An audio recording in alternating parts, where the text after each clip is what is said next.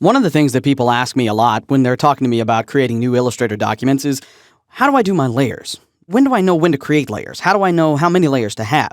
Well, the answer to that is sort of difficult because really and truly, the number of layers that you have for any given document is going to be different based on the document and the project itself.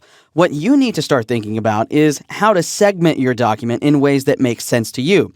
So for instance, let's take a look at this document that we have on screen right now. This is a website mockup. And inside of this website mockup, you have to start sort of reading the different content areas that you have. So really and truly, I can segment this out into basically three different areas. We have a navigation area that goes all the way across the top, which encompasses this area right up here. We have a content area, which encompasses all of this stuff right here in the middle. And then we have a footer area, which holds all of this information at the bottom. So really and truly, I have three main areas to this website: a header, a content area, and a footer. Now, I'm not saying that every document you create is going to be that simplified, but that's the kind of thing that you need to start looking for. You need to look for things like a foreground and a background. You need to look for things like headers, footers, sidebars, that kind of stuff, and then start creating layer groups that make sense to you.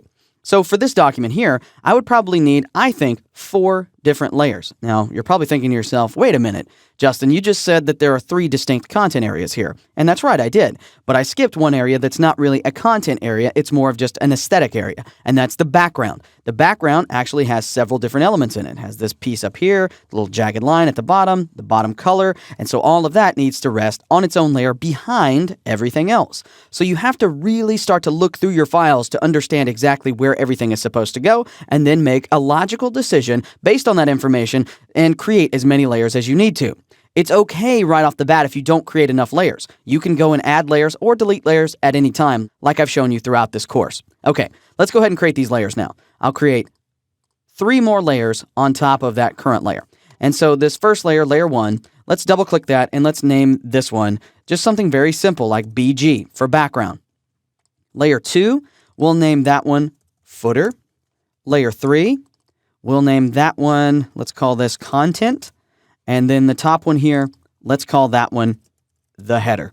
So I've got a header, content, footer, and a background layer. Now, inside of the background layer is everything inside of this design. Now, we know how to make everything move, right? By targeting it over here. So let's just start moving that up. So let's select the navigation. We'll move that up to the header area. Let's select these different elements here. The "We Make the World Better." Let's hold down the Shift key and select the logo in the middle. Let's select the slider controls and let's select the text slider that grabs all of those. And if you want to move all of them in unison, you can click this little target here and drag them up to the content area. And they will drop right on there like so. And then the footer, that's going to be the footer icons and the footer text right there. So we'll take those and we'll drop them on the footer layer. And so now I have everything neatly organized. I can easily get to just about any section of my design just by opening up the layers panel to the header and getting a hold of my navigation elements. I could then close that up, go into my content layer, and so forth. So my tip for you is to start by analyzing the project that you're working on. What types of areas are going to be required in order for you to complete this project? Does it have a header? Does it have a footer? Does it have a sidebar? Does it have an area where you're going to make a form? Does it have something for, the audience to interact with? All of these different areas need to be in your head, and you could even sketch them out on a piece of paper if that helps you. And then start creating your layers based on the areas that you know are going to be in the file. You may not hit the nail on the head every time, but at least you'll have a better starting place and a much more organized file by doing it. One of the things that people ask me a lot when they're talking to me about creating new Illustrator documents is, how do I do my layers? When do I know when to create layers? How do I know how many layers to have?